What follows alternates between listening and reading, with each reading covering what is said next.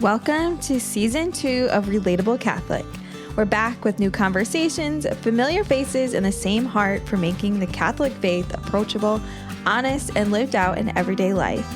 Whether you've been here since day one or you're just finding us, we're so glad you're here. Welcome back. Hello, and welcome back to Relatable Catholic. I am just a small town girl living in a lonely world, for real. Just a solo podcast today. It is just me, myself, and I. Well, Carl is here too, but he is resting on the couch.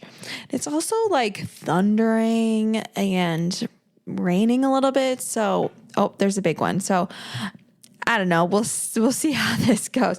It might be nice, like a little nice ambiance in the background. But anyways, welcome to this week's episode. It is just me, Katie, with you this week. Mr. Till is embarking on his last week of summer school. So God bless him. Because man, do I not want to be teaching summer school. So he's almost done. So he's busy with that this week. And Angie is off on a family vacation. So she is busy with her family having fun. And Buddy and Annika are also on vacation. So that is why it is just me this week. And that's okay. So just me and Carl this week. Hopefully Carl doesn't speak too much, but he looks pretty tired over there. So we had a very busy transitional week this week, this past week, as we have been leading up to for months, the big transition of our parishes and our priests has come, and now we're in it. So at the beginning of it, I was calling it jiffing down the street. So we have jiffed down the street right to where everything is going to be. So Jiff, Journey in Faith, that's what the program was called. So we are, just getting into the swing of things. So thank you for understanding. We didn't have an episode last week because honestly, the podcast never even crossed my mind last week. It was busy. Father Andy is all packed up and gone. He would not let me help him pack because my idea of cleaning and packing is just like throwing everything away. And so he was worried I was going to throw too much stuff away. So he wouldn't let me help, which is fine. But we did have a really fun, our parish had a going away party the Friday before he left, and it was awesome. We had mass and steak sandwiches and a live band. It was really fun. There were over 500 people who attended. So it was really, really a good night. And it was just fun just seeing everybody in like one place. It was fun. And so that chapter is officially closed. So last Tuesday was when the big change, a historic change, where all of the priests were moving at one time because their assignment started at their new parish at noon. So it was their goal to be at their new parish by noon. Now, I don't know if all of the priests managed to get to their new homes by noon, but I know they all tried, because a lot of them, you don't think it's like, oh, well, yeah, just go. But a lot of them had hours to drive, and moving all their stuff.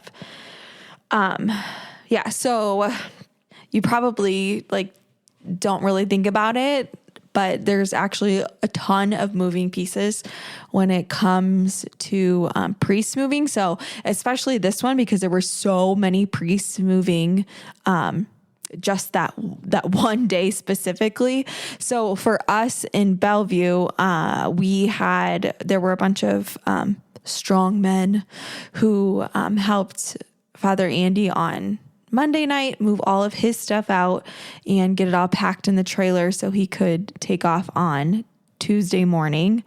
And then so Father Andy left around 9 on Tuesday morning to get to his new parish. And then the ladies came in. I think there were probably around 30 ladies that from the parish who came, and we scrubbed the rectory from top to bottom. I don't think it's been done for many years because especially the last transition between Father Gross and Father Andy, it was a really quick transition, within a couple weeks. So there wasn't really a lot of time to plan and make this all work. But, it worked this time, and we had a ton of help, cleaning windows, I was in the kitchen and we took every piece of the refrigerator out and cleaned it. So we just really wanted our new priest, Father Jacob, to come to our parish with a really nice, clean, blank slate. So there was a lot of people there helping that day too. And then that afternoon, that moving crew had to come back because it was time to move in our new priest to the parish. So in our pastorate, we have 2 new priests, Father Ray Burkle, and we're the Makokata pastorate. So he's living in Makokata. And then in Bellevue at St. Joe's, we have Father Jacob living at our rectory in St. Joe's. So there were so many people who helped, and it was really refreshing to see just how many people wanted to help and were willing to help. So I hope that we can keep that spirit as we continue to transition. So, and I know over the next few weeks, everything will start to get settled in, and some normalcy in the new schedule, and it'll all be good. So I think, all these things, they take time. So I wanted to talk about the questions that I continue to get. The first question is, how's Father Andy? He's fine. He's good. He's settled. He claims he's unpacking, but maybe he really is. I hope he really is. He's good. He is, I think, settling in to his new role too. So he is the pastor of his pastorate. So he'll have a little more of the heavy load on him. The next question is always, have you met the new guys? I have met both the new priests in our pastorate. Father Ray had Mass last week, Tuesday night, and then Father Jacob had our Mass, we did Thursday morning, and then I attended Saturday night Mass. So yes, I've met both of them. They are lovely, and I've really enjoyed the interactions I've had with them so far, and I'm excited. Change is not easy for me, and I will say I am having a harder time than I anticipated I would. You really think you're prepared for all of this, and then it happens, and yeah, it's different, and I'm working on it. I'm really excited to start working with the new priests on different things, and I'm trying to be as helpful as I can because I forget how much that they don't know about even the physical buildings. And these 2 priests that we have 7 buildings that they have to get used to. So I kind of vacillate between I don't want to be overly helpful, okay, we get it. And I also don't want to be not helpful enough that it's overwhelming. So I myself am trying to find a balance in that. So I was helping on Saturday night, so Father Jacob already has had to have a wedding already too. So he really jumped right in. So on Saturday there was a wedding and then mass, Saturday evening, the vigil mass. And I was doing different things and switching things and getting ready. I was sacristan. And then, I led Father to the confessional, and then I got thinking about it, because the confessional light wasn't on to show that he was in there. And it's like, you know what? I bet he doesn't even know where the light is. So I helped him turn on the light. But yeah, there's just little things that it's like, wow, like they really, this is such a big, I think I keep selfishly thinking about myself, like, oh, like this is such a big change for me, but also forgetting like what a big change it is for these priests. Like I didn't have to move anything. I stayed right where I was, and they came to me, and they really, I know, like it is their vocation. It's their vow of obedience, but it's still like a really big deal to leave everything that you've known for the last how many years and kind of like start over. So that's really something that we need to keep in mind too. One thing that I've really been trying to reiterate to people, and like even myself, is that I'm really hoping that people aren't going to look for like characteristics of Father Andy in Father Ray and Father Jacob, because we're all different people. Like Father Andy had his own like unique qualities that we loved, and now we need to find the unique qualities that we love about our new priests. So not going in with any expectations of like how they're going to be or what's going to happen, I think is our biggest task going into this, is just like going in with an open mind, going in with grace that these are different people with different gifts, different talents, different characteristics, and not like judging them by something that we've known in the past. It sort of reminds me of when Father Cruzy left. So Father Phil Cruzy was at our parish for quite a while, and he was a beloved priest. I love Father Cruzy. He really made an impact on our parish and our school. And I remember thinking sort of like the same thing when Father Cruzy left, like, oh, I feel really bad for the priest coming in, because we have such high expectations, because we love Father Cruzy so much that, you know, like who's going to fill his shoes? Like nobody ever be the same as Father Cruzy. And sort of feeling like the same thing right now is that it's really important for us to go in with an open mind and an open heart. I really feel a calling for us to be as welcoming and open-minded as we can in our new pastorate, because I think that's where God is calling us. I really loved Father Jacob's message this weekend, was because it's a big deal. Like everything, all of the changes, it's a big deal, and there are a lot of different emotions. And his message was like, if you're feeling these like anger, those kind of emotions, sadness, like you have to go to Jesus with it. And if you're feeling happy, excited, go to Jesus with it. That Jesus should be the first call in those feelings. And that's actually something that I've been working on too. Actually with Father Andy in the confessional, that was one thing he was telling me, like that, you know, when it like I thinking all these things, I'm complaining about these things, but I haven't brought them to God yet. Like I'm telling other people, I'm like bringing them to the confessional, but yet like I haven't worked it through with God yet. So I really thought that was a good message, and it really tied in with what I'm also working on. I really do think that this is an opportunity to trust God's plan. And I've been saying this all along, that like, if nothing else, this is a way to show like this is a physical way to show God that we trust, because there is sort of like a piece of suffering in it. It's almost always through suffering that we grow closer to the Lord. So, so I think there are opportunities for us to deepen our faith in this process.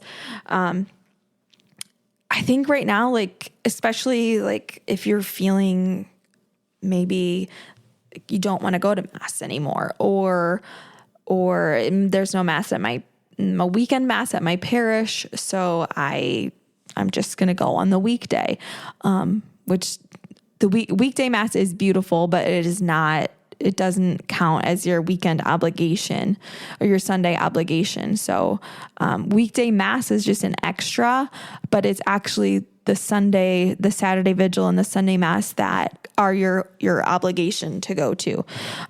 But so I think that it's a call to just keep persevering, even if you don't really want to, or you're not connecting, or you don't feel like you're home yet. In a different parish, I really, really pray that you can keep persevering and just keep going. Because I think things take time, and I think through persevering, it's just like when God asks us to persevere in prayer, that, like, keep coming, keep asking.